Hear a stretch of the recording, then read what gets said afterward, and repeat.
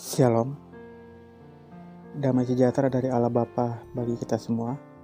Renungan hari ini dalam pasal 40 dari kitab Kejadian yang mengisahkan kehidupan Yusuf dalam penjara.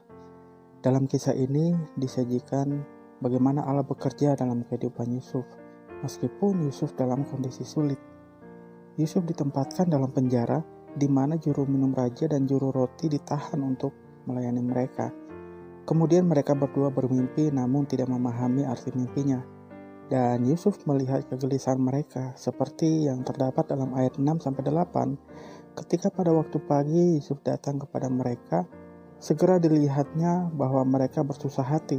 Lalu ia bertanya kepada pegawai-pegawai istana Firaun yang ditahan bersama-sama dengan dia dalam rumah tuanya itu, "Mengapakah hari ini mukamu semuram itu?"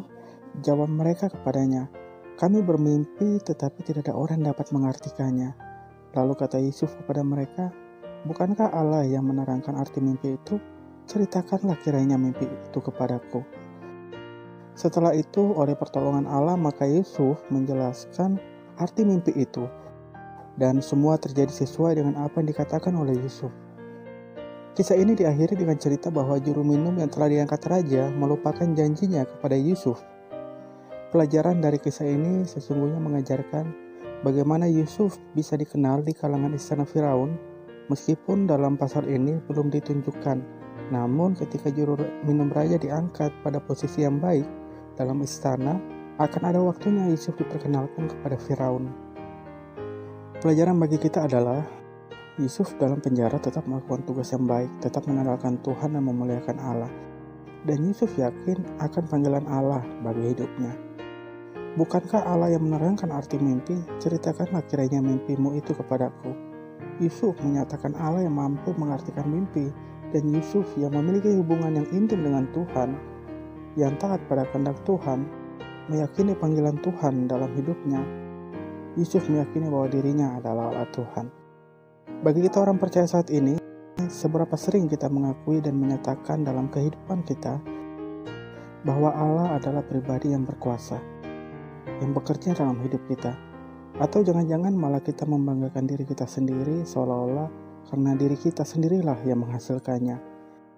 Yusuf tidak menyatakan bahwa dirinya yang mampu mengartikan, melainkan Allah.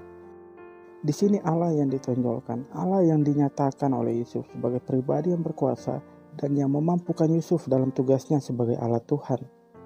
Saudara, jangan kita mengambil kemuliaan Tuhan bagi diri kita sendiri, tetapi arahkan kepada Allah. Akui dalam setiap kehidupan kita bahwa Allah yang berkuasa atas hidup kita, bahwa Allah yang memampukan kita melakukan hal-hal yang baik dan yang memuliakan Allah. Nyatakan Allah dalam hidup kita dan bukan diri kita sendiri. Allah membenci orang yang sombong, bahkan malaikat pun dibuang Allah karena kesombongannya. Itu sebabnya kita mesti selalu rendah hati dan menempatkan Allah lebih utama dalam hidup kita. Selalu akui Allah dalam setiap perbuatan hidup kita. Seperti yang terdapat dalam Amsal 3 ayat 5 dan 6. Percayalah kepada Tuhan dengan segenap hatimu dan janganlah bersandar kepada pengertianmu sendiri. Akuilah Dia dalam segala lakumu, maka Ia akan meluruskan jalanmu. Terus berharap kepada Allah yang Maha Kuasa. Tetap percaya kepada Allah yang hidup. Tuhan memberkati kita semua. Amin.